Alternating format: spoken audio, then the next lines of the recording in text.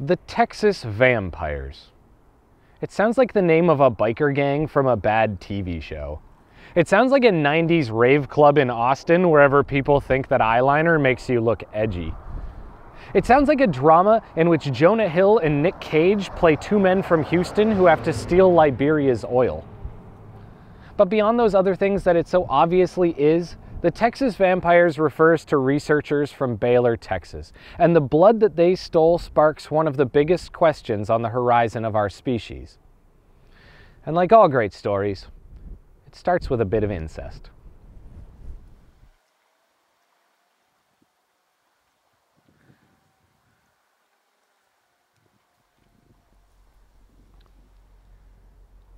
If you gave me access to your blood, and in that blood I found a cure to a disorder you had, would I owe you that cure? What if I found an imminent threat to your health? Is it my duty to inform you of that threat, or is it my job to sell that information back to you? Let's take it even further. What if I find in your DNA an abnormality and isolate it? Can I patent that abnormality? After all, I did discover it. But at the same time, it's a part of you. So if I own it, do I not in essence own a part of you? These are the questions that were thrust upon rural Newfoundland in the late 1990s as a swarm of researchers from Baylor University descended on the region surrounding Grand Falls. They were looking for a rare gene called ARVD, a hereditary disorder which causes sudden fatal heart attacks in otherwise healthy men in their 20s and 30s. And they had reason to believe that these tiny coves on the Atlantic were the key. And they weren't wrong. After all, Newfoundland is a great place to study genetics under isolation. Not to say that it was done intentionally, but this island has a lot of, shall we say, pure bloodlines. Nearly 90% of all islanders come from an original 20 or 30,000 settler stock, and coves were often settled by only one or two large families, with little contact beyond their local region. Much of the genetic material that had arrived from Ireland, England, and Wales 300 years ago can still be found swirling in some of these harbors. But those researchers from Baylor weren't here to expose any family trees as trunks. They were here to harvest genetic material. And as much as I joke, these were, after all, valuable bloodlines. And despite their university headline, at their core, Baylor was here as a commercial operation. Their quiet aim was to obtain a cure that they could then sell back to the very people whose blood had made it all possible. And like any business looking for access to a rare commodity, they weren't above lying to obtain it. In turn, people here felt truly taken advantage of. It's important to understand that the outporters of Newfoundland aren't accustomed to contracts. They don't own suits and they don't like cities. They're the types of people who still use landline phones to get in contact with someone who runs the general store. They fish all day, eat moose straight out of the forest, and think any type of bread but a straight white loaf is putting on airs. They're some of the nicest people you'll ever meet in your life, but it's easy to see how they could be taken advantage of. Some residents report being coerced into signing through intimidation efforts aimed at their health. Remember that these are foreign doctors arriving in a small town saying that there is a chance that you are going to just keel over dead at any time. And if you give them your blood, they might be able to find out who the lucky ones are. Or even better, they might be able to cure it. Other people just simply didn't understand what they were signing. What they did understand is that this was a university who had arrived needing help, and it was polite to help, so they helped.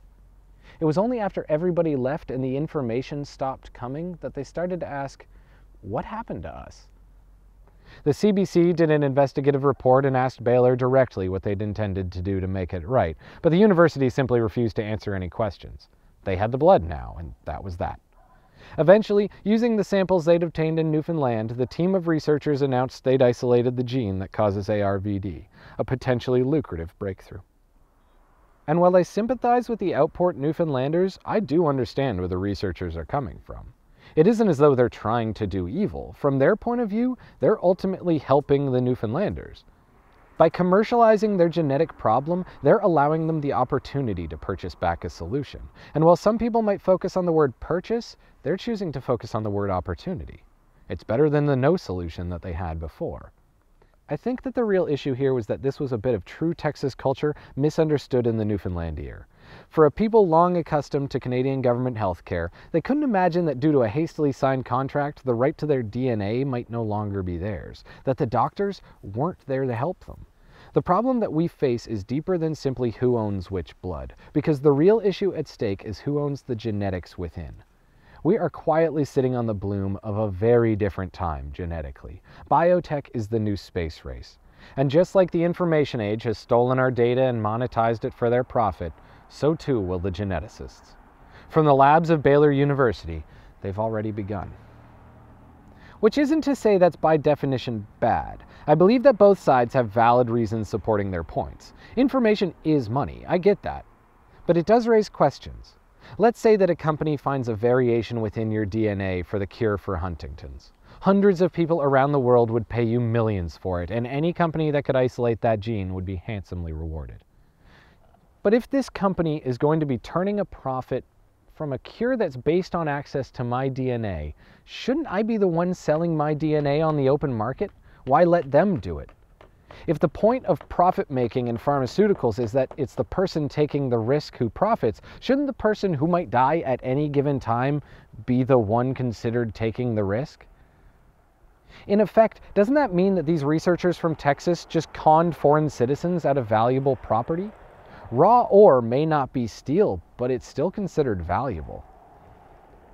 I don't know the answer. I'm certainly not an expert on the subject, law or biology. But I do know that the people of Newfoundland are right pissed at those Texans. Pissed enough to nickname them vampires. And while it's all well and good that Newfoundland learned from its outrage, there's more to it than the ownership of blood. Stories like this hint at a future just beyond a quickly opening door. What are the economics of designer genetics? Will the model for your deep blue eyes have been handsomely rewarded, or is that a minimum wage job? Will the flowing locks of amber hair that are the new fad of an altered generation even know he'd been harvested? Or would he have simply used a glass after not reading some newspaper's waiver? How quickly before celebrities and pro athletes are selling their personal features to the highest bidders? They'd be worth a fortune, you know it. I can think of so many men who'd pay a year's salary to make sure their son had Brad Pitt's chin. Information is money, and DNA, the personal characteristics that make us us, will undoubtedly become a new battleground in that eventual market. Although I wonder if the same thing can be said about disorder. Maybe someday being born with a crippling disability might come with the upside of being able to sell your genetic misfortune for cash. Or maybe the government will simply force you to hand it over for the public good. Depends on the nation, I suppose. It is nice to think of the little guy getting something back for his suffering, though. I don't think it's likely, but if the genetic revolution is as uprooting as I expect it to be, I hope there's at least some silver lining for the freaks. I do doubt it, though. A fisherman rarely gets his share. Instead, I bet their blood's going to be swindled away by some Jonah Hill-looking Texan with black eyeliner and an overworked syringe. This is Rare Earth.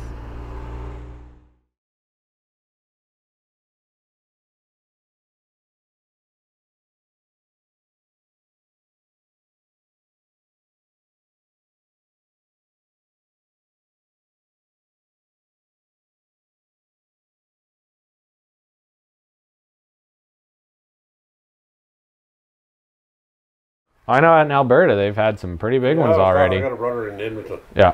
He told me they got 6 or 7 inches of snow up there now. Oh, yeah. He can have it all he wants it. Yeah. Even when I got in the deep freeze, you can have that too. Yeah.